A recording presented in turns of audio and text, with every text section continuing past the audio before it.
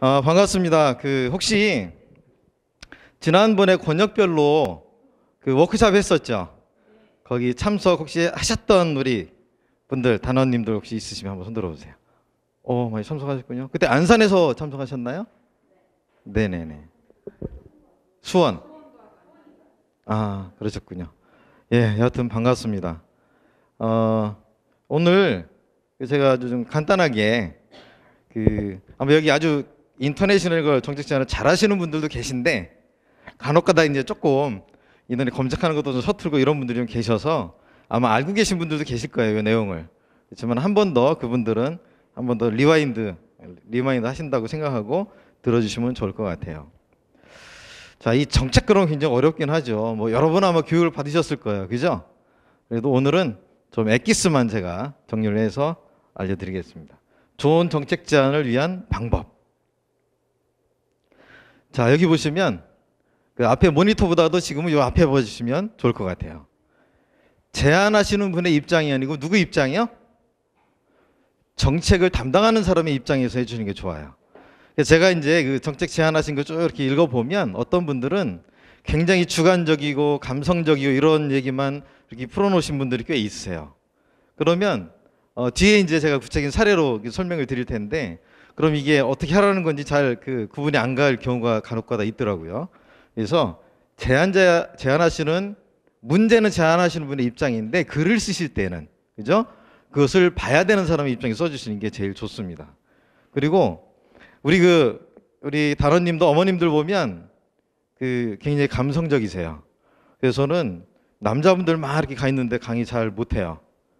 왜냐하면 피드백이 별로 없어서. 피드백이 너무 좋으시니까 제가 특히 이제 3, 4, 50대 우리 어머님들, 주부님들 강의를 참 제가 즐거워하는데, 여하튼 이런 거 작성하실 때는 어떤 문제를 발견하고 확인할 때는 감성적으로 발견하시는 게 중요해요.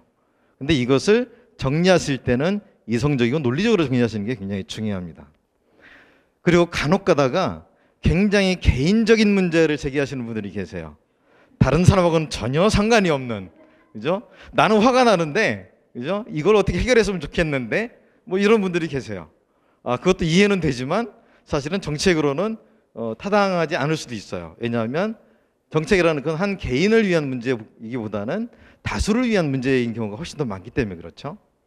그 다음에 옛날 10년 전에 고려적 얘기를 하시는 분들도 계세요. 근데 실제로 정책 제안할 때는 과거보다는 지금의 문제를 앞으로 어떻게 좋게 만들 것이냐, 여기에 이제 관심을 갖는 게 굉장히 중요하고요. 그리고 지역적인 문제, 아마 여기 군포 같은 경우도 지역에서 여러 가지 문제가 있을 수 있어요, 그죠? 근데 지역적인 문제보다도 그것도 이제 민원성으로 해결은 되는데 전국적으로 파기효과가 있는 것들이 훨씬 더 채택될 수가 가능성이 높아지겠죠. 이것은 제가 이제 광명에서 활동을 지금 하고 있는데요. 여기 군포의제도 있죠. 푸른 군포 20일. 혹시 거기 위원으로 활동하시는 분 계세요? 네. 거기에 다른 얘기입니다만 전 사무국장 윤여창 국장이 얼마 전에 죽었어요. 간암으로. 시민사회 활동을 굉장히 많이 했는데 굉장히 좀 안타까움이 있는데, 어쨌든 저도 군포하고 인연이 좀 많이 있습니다. 근데 제가 광명에서 푸른 광명 21로 활동을 하는데 이게 벌써 한 4년째 이걸 지금 모니터링단이 활동을 하고 있어요. 뭐냐면 처음 이야기의 시작은 어르신들이 길거리를 걸어 다니는데 때로는 우리 보도가 돌출이 돼 있거나 아니면 횡단보도 내려갈 때 계단이 있어서 불편한 점들이 있다 해서 저희 이야기를 시작을 했어요. 그러다 보니까 그래서 이제 시민 모니터링단을 모집을 했죠. 근데 이분들이 처음에는 이걸 어떻게 해야 될지 잘 모를 거 아니에요. 그냥 시에 그냥 장애복지과나 이런 데 가서 얘기하면 될 줄 알았는데 개인적으로 가도 별로 호응도 없고, 그죠? 그런 상황이 있었어요. 그래서 모니터링단을 구성을 해서 그러면 이 이동권에 관련된 이야기를 한번 해보자. 근데 어르신들의 이동권도 중요하지만 그렇다면 이동하기가 가장 어려운 분들이 누구예요? 장애인들이죠. 그러면 장애인들이 다니기 편리하면 누구나 다 편리하게 다닐 수 있겠다. 그래서 그렇다면 장애인들의 관점에서 한번 저 문제를 접근해보자. 그런데 이동권에 대한 것을 보면 이동하는데 여러 가지 경우의 수가 있겠죠. 그죠? 뭐 걸어서 가든가 자전거, 오토바이, 대중교통, 그죠? 여러 가지 휠체어 뭐 이런 게 있겠죠. 그러면 그게 여러 가지로 이동을 할 때 교통상의 문제도 있어요. 그죠? 왜냐하면 장애인들, 휠체어 장애인들 같은 경우는 일반 대중버스 타기 힘들어요. 그리고 그 도로 다닐 때 이 턱이나 이런 것들이 많아서 다니기 힘들 수 있다고요. 그죠? 그래서 그러면 교통상의 문제와 그 보도상의 문제, 그러니까 우리 보도 아시죠? 걸어다니는 이게 통로들의 문제와 교통상의 두 가지 문제를 한번 접근해서 얘기를 해보자. 그래서 시작한 게 문제를 파악해보자 했어요. 어떤 문제가 있겠느냐. 그런 제일 처음 문제가 이게 법에 나와 있는지 없는지를 확인해 봐야 되겠죠. 법에 나와 있는데 불구하고 진행이 안 됐으면 이제 그 광명시 공무원은 이제 혼나는 거고요. 그죠? 그리고 법에 나와 있는데 아마 다른 이유 때문에 진행이 안 되는 경우도 있을 수 있어요. 근데 우리 그 여기 계신 분이, 여기 오신 분들이, 단원 여러분들이 그 법적인 것을 반드시 확인을 하셔야 돼요. 왜냐하면 이게 법에 어떻게 돼 있는지를 확인해야지, 이 정책 모니터링단 원래 취지가 기존에 시행하고 있는 법이 제도가 어떻게 잘못되고 있는 건지, 규제에 대한 부분은 어떻게 완화를 시킨 건지, 이게 굉장히 키워드거든요. 그러니까 지금 실제 법이 어떻게 돼 있는지를 한번 보시는 게 굉장히 중요합니다. 그래서 장애인들에 대한 법적인 문제가 어떻게 돼 있는지 쭉 살펴봤어요. 저희가 그분들이, 모니터링 단원들이 직접 인터넷도 검색해보고, 그래서 토론도 여러 차례 하고요. 해보니까 장애인복지법에 보니까 이 그 장애인들이 이동권을 보장해줘야 된다. 그리고 어떤 공공건물이나 이런 데 들어갈 때 그 편리성을 도모해준다라고 법에 딱 나와 있더라고요. 그렇다면 그 관련된 문제가 뭔지 우리가 구체적으로 이제 확인하려고 했던 것 중에 하나가, 장애인복지법상 특장차를 장애인 몇 명당 몇 대 이렇게 이제 법적으로 돼 있어요. 근데 광명이 단 한 대도 없었어요. 그래서 그 문제를 확인을 했죠. 그리고 저상버스가 노선을 보니까 광명 지나다니는 버스는 없더라고요. 그 영등포에서 저기 인천 가는 저상버스들은 꽤 있어요. 근데 광명 쪽은 없어요. 그래서 그 문제도 우리가 버스 회사에 관련돼서 있는 점 확인을 했고요. 그 다음에 장애인들이 통행을 할 때 당연히 요철이나 이런 게 있으면 안 되고요. 왜 그 횡단보도 이런데 점자 표시가 있잖아요, 바닥에. 그죠? 근데 그게 점자가 잘못되어 있는 것도 있더라고요. 어쨌든 저런 문제가 어떤 부분들이 있는지, 법적인 부분에 어떤 것들이 기본으로 돼 있는지를 확인을 먼저 한 거죠. 그리고 나서 이제 현재 교통이 됐건 그 보도가 됐건 이동권의 문제가 어떤지를 직접 가서 확인을 했어요. 실제로 주요 사거리들 있죠. 뭐 광명 사거리, 하안 사거리 이런데 직접 이분들이 나눠서 가서 실제로 장애들이나 어르신들이 다니기에 어디가 불편한지를 다 체크를 했어요. 사진 찍고 지도도 그리고, 그죠? 그렇게 해서, 그리고 보유대수도 직접 확인하고요. 저상버스도 직접 확인을 하고, 그죠? 자, 그리고 그 활동이 처음에 저희가 이런 문제가 있습니다, 시의 채널을 하니까 잘 안 들어주더라고요. 그죠? 저희 근거가 있는데 불구하고 예산상의 문제로. 그래서 저희가 이거 한 번으로 안 되겠다 해서 그 주무 부서하고 간담회를 저희가 제안을 했어요. 그리고 거기에 이제 시장님도 오시고 이러니까 조금씩 이제 여기에 관심을 갖기 시작하게 되겠죠. 그리고 제가 지금 4년째 하고 있는데 지금은 어떤 상황까지 갔냐면요. 그 모니터링 단원들이 지금도 활동을 해요. 근데 어디에 도로상에 뭐가 문제가 있다 사진만 찍어서 시 홈페이지에 딱 올리면 곧바로 24시간 이내에 아니면 이틀 이내에 그걸 조치하도록 돼 있어요. 그렇게 지금 바뀌었어요. 그러니까 이분들이 그냥 평상시에 다니다가도 여기 다니는데 좀 불편하다 그러면 바로 사진 찍어서 올리기만 하고, 요새 휴대폰 좋잖아요. 그죠?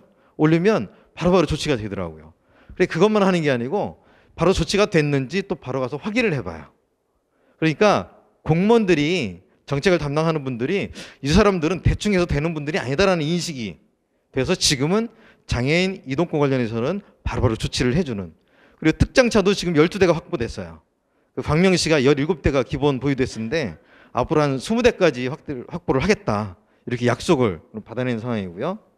그래서 정책 제안 결과 저희가 광명 요지에 장애인들이, 어르신들이 다니는 곳들을 다 확인해 보니까 157곳이 문제가 있더라고요. 걸어 다니기에 아니면 교통적으로. 그래서 그것들을 다 바꿨어요. 특히 크게 개선된 것 중에 하나가, 왜 여기 계신 분들 횡단보도 지나려고 할 때 왼쪽에서 차가 막 그냥 훅 지나가는 경우 아마 그런 경험 있으실 것 같아요. 뭐냐 하면 요 옆에 차량 운전자가 볼 수 있는 보조등이 없어서 그랬어요. 광명시가. 그래서 그 교통사고들이 굉장히 많았는데 지금은 광명시의 모든 곳에 그 보조 신호등. 왜냐하면 횡단보도 불은 아니지만 사실은 차가 직진해서는 안 되는, 우회전해서 안 되는 시간들이 있잖아요. 근데 그 신호를 못 보니까 그냥 지나가서 위험한 경우들이 있다라는 거죠. 아마 군포도 아마 다니시다 보면 아마 보조 신호등이 있는 점 한번 보시면 그것도 한번 제한하면 괜찮을 것 같아요. 그리고 지금 현재는 저런 장애인 이동과 관련된 그런 조례를 지금 시의원 한 분을 저희가 이렇게 얘기해가지고 조례까지 제정하는 걸로 이렇게 얘기가 됐어요. 그렇죠? 사실은 이건 굉장히 좀 시간도 많이 걸리고 좀 복잡한 부분이잖아요. 그런데 여기에 기본적으로 들어갈 요소들이 다 있어요. 그 개요다 쓰시죠? 그죠? 해피라이프 내기 올리실 때. 개요는 뭐냐면 장애인들의 이동이 불편하다라는 거죠. 그럼 그게 문제를 확인하잖아요. 이건 문제는 첫 번째는 법적인 근거를 확인하고 그리고 실제로 이게 여기만의 문제인지 아니면 여러 곳의 문제인지를 같이 확인을 해야 된다는 거죠. 그래야지 정책을 담당하는 사람들이 훨씬 더 설득력 있게 이야기가 될 수 있다는 거죠. 그리고 법적인 얘기가 쭉 가지고 들어가니까요. 이 사람들이 할 말을 못 하는 거죠. 중간에. 그죠? 법적으로 특정 차를 몇 대 보유하게 됐는데 왜 그거 안 하냐? 예산이 없는데요. 그래서 결국에는 내년 예산에 편성을 일부 하기로 이렇게 얘기가 됐어요. 자, 그리고 이것은 실제로 얼마 전에 이 수도권에서 정책 제안이라고 이제 하신 내용이에요. 자, 보세요. 잦은 회식으로 인해 정상적인 가정생활이 어렵기도 하고 아이들과 함께 할 수 있는 시간이 부족하다 보니 대화 단절로 인해 가족끼리 섬뜩해지기도 한다. 개요예요. 뒤에 보시면 개요가 조금 무슨 얘기인지는 아시겠죠? 근데 이게 개요를 보면 잦은 회식이라는 게 얼마나 잦은 건지 누가 잦은 회식인지 잘 모르죠. 근데 이거 보시면 현황 문제점이 이렇게 쓰셨어요. 그 가부장적인 사회에서는 남자가 사회생활을 하고 여자가 가정을 지켰지만 사회의 급속한 변화로 맞벌이 어쩌고 저쩌고 사람이 많아졌다. 이건 제가 보기에는 무슨 내용을 쓰려고 하시는지 알겠는데 본래 취지와는 조금 다른 이야기를 좀 멀리 가 계신 것 같아요. 그죠? 그 다음에 보시면 회식 문화 또한 사회생활의 연장이라고 보고 직장생활이 끝난 후에 잦은 회식이 가정생활의 걸림돌이 되는 경우도 있다. 이것도 핵심이, 그죠? 그리고 일을 할 때는 몰랐던 장점을 파악할 수 있는 이점도 있는 반면에 여럿이 어울리는 것이 어려운 사람, 어울리는 것이 어려운 사람 또는 일찍 가정에 들어가는 자녀를 보살펴야 하기도 하는데 무조건 회식에 참여하는 것은 아니라고 본다. 하지만 우리나라 정서상 공동체 의식이 강하다 보니 간과할 수 없는 상황이다. 무슨 문제죠? 저는 이거 쭉 보면서 심적적 독이는 가지만 문제 현황을 뭘 얘기하고자 하는지 모르겠어요. 근데 알겠어요. 그죠? 직장에서 보니까 남편이 회식이 너무 자주 있다 보니까 집에서 대화하는 게 좀 어렵다 이 얘기죠. 근데 여기까지 보면 뭐만 바꾸면 돼요? 까짓 거 그냥 남편 그냥 갈아쳐버리면 저 문제는 해결될 수 있어요. 그죠? 근데 개선 방안에 또 보시면 직장 생활을 하면서 회식이 필요하긴 하지만 너무 잦은 회식. 너무 잦다라는 것은 뭐가 필요해요? 저건 주관적이잖아요. 그죠? 예를 들어서 일주일에 몇 번, 일주일에 한 번, 일주일에 두 번, 이 정도까지는 저도 이제 그 정서적으로 동의가 될 것 같아요. 근데 일주일에 세 번, 네 번 이상 넘어가면 저는 잦다라고 이제 이해를 할 수가 있을 것 같아요. 그죠? 그리고 보시면 우선적으로 결혼한 사람 회식 문화를 배제시키고 회식 문화를 배제시키면 직장 생활하는 사람들 중에 결혼하지 않은 사람의 퍼센티지가 몇 퍼센트인지 그걸 문제 제기를 해줬어야 되죠. 그게 훨씬 더 많다라는 것을. 그죠? 그리고 뭐 맞벌이 하는 사람도 있을 수 있죠. 그죠? 굳이 친목도모 목적이 아니라면 다 친목도모 목적이죠. 저녁에 하는 게. 그죠? 그럼 밤이 아닌 낮에 충분히 가능하다. 그러니까 얘기인즉슨 뭘 얘기하는지 저 잘 모르겠어요. 개선 방안에 낮에 회식을 했으면 좋겠는지 회식을 없앴으면 좋겠는지 아니면 결혼한 사람은 아예 회식에서 빼버려야 된다는 건지. 그리고 기대효과도 보세요. 여기에 갑자기 우리나라 미혼남녀 결혼율이 감소하고 있대요. 회식 때문에 그렇답니다. 자, 그래서 이것은 제가 보기에는 무슨 얘기를 하는지는 다 이해는 하시지만 이렇게 해피라이프에 올리면 공무원이 그럼 아까 제 말대로 그럼 남편 바꾸면 되지 속으로 그럴 거예요. 그죠? 그래서 제가 좀 정리를 해서 이렇게 보여드리면 직장에서 잦은 회식 주 3회 이상 그죠? 예를 들어서 3회 이상이면 잦은 거라고 다른 사람도 동의가 될 수 있잖아요. 그죠? 그리고 사회적 비용의 손실은 물론 왜냐하면 기업에서도 회식을 너무 많이 하다 보니까 사실은 기업에서 이 비용이 손실 비용도 꽤 커요.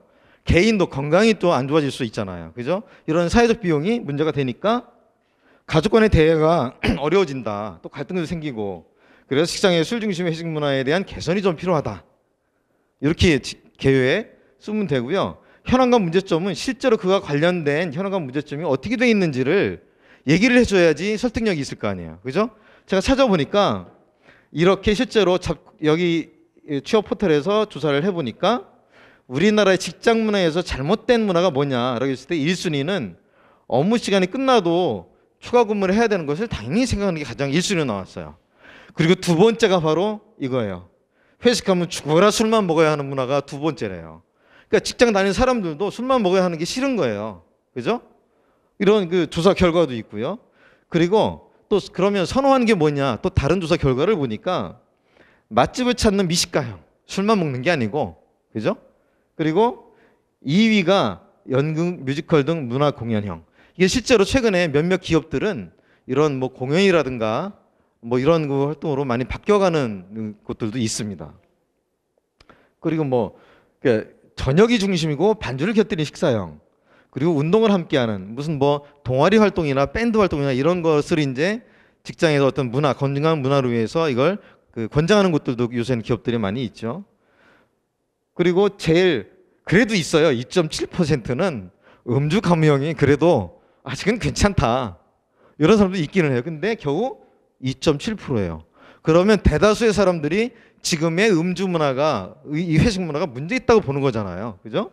따라서 위의 조사 결과에도 나타났듯이 술 중심 문화에서 벗어난 건전한 회식 문화를 선호하는 것으로 조사됐다. 그렇죠? 그리고 개선 방안은 최근 몇몇 기업에서는 직장에서 회식 문화를 스포츠 공연활동으로 추진하고 있음. 따라서 각 기업에 건강한 회식 문화가 정착될 수 있도록 권고 조치가 필요함. 제가 왜 권고 조치라고 했을까요?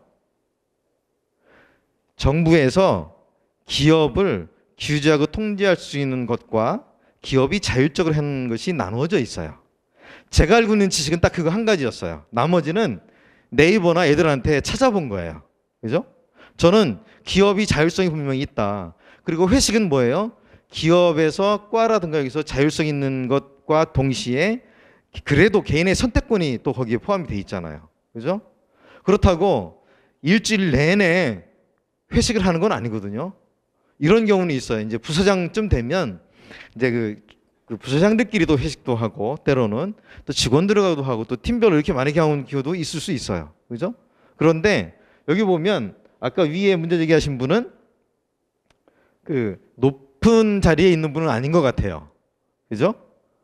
그러다 보니까 제가 보기에는 높은 자리에 있지 않으면 회사에서 공적으로 하는 회식보다는 개인적으로 핑계대고 다른 데 가서 술 마시는 경우가 더 많지 않을까. 저는 그렇게 생각을 해요. 확인은 안 해봤지만. 그죠? 그래서 여기 기대효과 오타가 났는데요. 그래서 제가 이제 기업에 이게 강제적으로 할 수 없으니까 이런 건강한 문화로 좀 회식 문화를 바꿀 수 있도록 왜 그 기획재정부는 여기서 보낼 수가 있잖아요. 공문이나 이런 것들을. 그죠? 그거 하나 하고 그리고 간혹 가다가 무슨 컨디션이가 뭐 이런 거 선전할 때 저는 그런 것도 좀 선전 문화도 좀 바꿨으면 좋겠어요. 아니면 공공외 공익방송이 있죠. 거기에 연말쯤 술자리가 많으니까 그 공익방송 중에 그 CF를 사실은 술을 좀 자제할 수 있는 건강한 이런 모임을 갈 수 있는 그런 그 CF를 한번 했으면 좋겠다. 그런 홍보를 좀 해줬으면 좋겠다라는 제안을 하는 게 제가 이제 생각해도 개선 방안이에요. 그리고 기대 효과는 여기하고 개선 방안하고 연관성이 있어야 되잖아요. 건전한 회식 문화 도입으로 직장인의 건강에 기여가 될 수가 있잖아요. 그죠? 그리고 술 중인 회식 문화에서 벗어남으로써 기업 및 개인의 지출 비용 감소. 그런데 가면 또 2차, 3차 뭐 개인 비용 들어가면 또 가잖아요. 그죠? 그리고 물론 그리고 이제 가족과 함께할 수 있는 시간의 증가로 인하여 가족 간의 유대관계 친밀성 확대. 이것은 개인에 따라도 달라질 수가 있겠죠. 그죠? 술을 안 먹어도 또 친구들을 불러가지고 술 먹는 경우도 있을 것 같기도 하고요. 그래서 앞에서 제안했던 이런 내용하고 이것은 완전히 상황이 달라요. 이것은 남편의 문제를 제기하는 걸 잘못하면 오해할 수가 있어요. 남편의 문제를 사회적 문제로 이야기해 주는 게 훨씬 더 설득력 있고 정책적으로 이 채택 가능성이 높아진다라는 거죠. 그죠? 자, 이건 뭐 전에 몇 번 보셨으니까 이거 넘어가겠습니다. 이거 다 아시죠? 이런 건. 실천 가능성, 뭐 창의성, 효율성, 효과성 이건 여러 번 들으셨을 거예요. 그죠? 그리고 전에 보시면 올라와 있는 정책 제안 중에 채택된 것과 안 된 거예요. 요건 채택된 것 중에 정책으로 채택된 거하고 민원성이 있어요. 뭐가 다르냐면 자, 보시면 채택 여부를 여기 불채택 보면 이미 시행되고 있으면 이건 제한이 안 돼요. 다만 법에는 있는데 시행 안 되는 이유가 예를 들어 이런 거죠. 아까 특작차 말씀드렸잖아요. 한 대도 없어요. 그럼 이건 시행이 안 되고 있는 거잖아요. 근데 그건 큰 예산이 필요한 건 아니에요. 근데 한 대가 있어요. 그럼 시행이 되고 있어요. 근데 이런 것도 사실은 예산에서 우선순위에 밀릴 수가 있어요. 예를 들어서 그 특장시의 정수가 20대인데 15대가 있어요. 근데 이거보다는 더 어려운 쪽으로 예산을 배치하는 게 더 옳다고 생각하는 부분이 있을 수가 있잖아요. 그죠? 그게 아니고 시행되고 있는 제한이라는 것은 최소한 5, 6, 70% 이상은 이게 뭔가 진행이 되고 있다라는 거죠. 그런 건 채택이 안 돼요. 그리고 그 추상적이고 실현 가능성이 없는 것들. 그죠? 그리고 시행은 필요하지만 이걸 해봤자 별 효율성이 효과성이 없는 것들. 이런 것들은 채택이 안 됩니다. 그리고 정책. 잘 보셔야 될 게 법 규정에 의해서 뭘 하도록 돼 있는데 이것을 진행 안 하는 것들. 이런 것들은 바로 채택이 돼요. 그리고 그 중에서 진행을 하고 있지만 정부 부처가 해야 될 일이 아니고 그냥 군포시에서 간단하게 하면 정리될 수 있는 것들. 이런 것들은 민원성으로 얘기가 돼요. 그죠? 그래서 전국적 파괴효과가 있느냐, 법과 제도 규정과 연관성이 있느냐, 이런 것 중에 아주 작은 부분, 지자체에서 이미 시행하고 있지만 간단히 해결할 수 있는 것들은 민원성으로 들어가요. 근데 그 불채택되는 건 이미 저렇게 이런 상황들에서는 안 된다는 거죠. 어렵다는 거죠. 자, 그리고 마지막으로 이제 뒤에 우리 이종원 선생님이 아마 상세하게 설명을 드릴 텐데 제일 어려워하시는 것 중에 하나가 이거예요. 아까 왜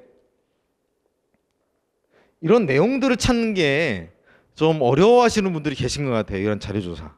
그죠?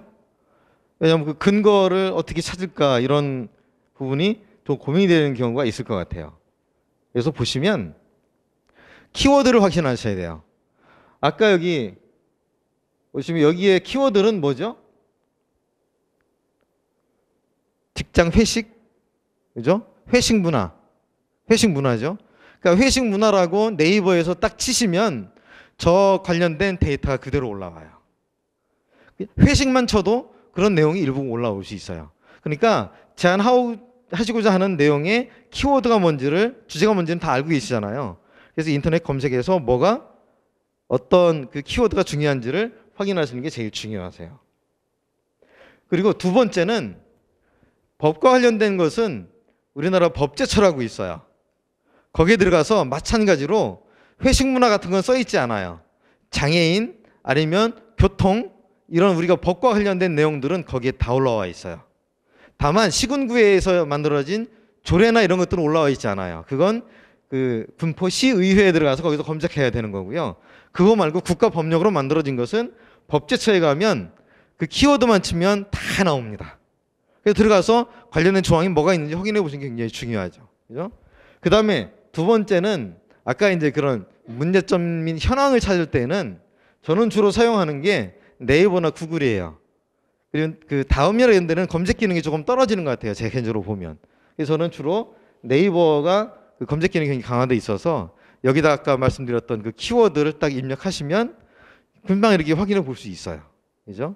그래서 끝으로 말씀드리면 이 정책 제안이라는 게 자기 개인적인 고민과 노력이 없으면 좋은 정책이 제안이 될 수가 없는 거 아시죠?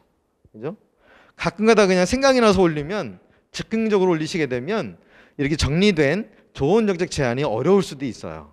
그래서 뭔가 제안을 올리실 때는 인터넷 검색도 좀 해보시고, 그리고 실제로 그 상황이 어떤지 그 현장도 한번 시간 되면 한번 가보시고, 그래서 실제적으로 그 현장과 그 인터넷 그 현황과 법과 이 세 가지만 구체적으로 문제가 있다라고 제안을 하면 그건 제가 보기에는 채택 안 될 이유가 없는 것 같아요. 그죠? 자, 이미 들으셨던 얘기지만 그 세 가지는 한 번 더 기억해 주시고 이후에 정책 제안 하실 때 그런 방향으로 제안해 주시면 좋을 것 같고요. 그리고 그래도 나는 못하겠다 그러실 수 있어요. 왜냐하면 여기 보시면 다 지역의 이 단체 활동을 많이 하시는 분들이 계세요. 워낙 이거 저게 문제인 건 알겠는데 이 내용 현황 잘 모르겠어. 그럼에도 불구하고 그래서 필요한 게 경기복지재단에서 운영하고 있는 사이버 아카데미의 카페가 있죠. 거기다 올리세요.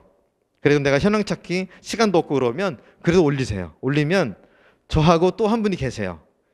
이동학 선생님이라고 저하고 그분이 올리신 내용을 가지고 아까 그것처럼 보완을 해드려요. 컨설팅을 저희가 찾아가지고. 그러니까 검색하고 이러는 게 너무 어려우시다 그러면 정말 중요한 문제라고 생각하시는 대로 정리해서 고민을 해서 올려주시면 제가 다시 정리해서 보내드리면 또 해피라이프에 그렇게 올리시면 될 것 같아요. 무슨 얘기인지 아셨죠?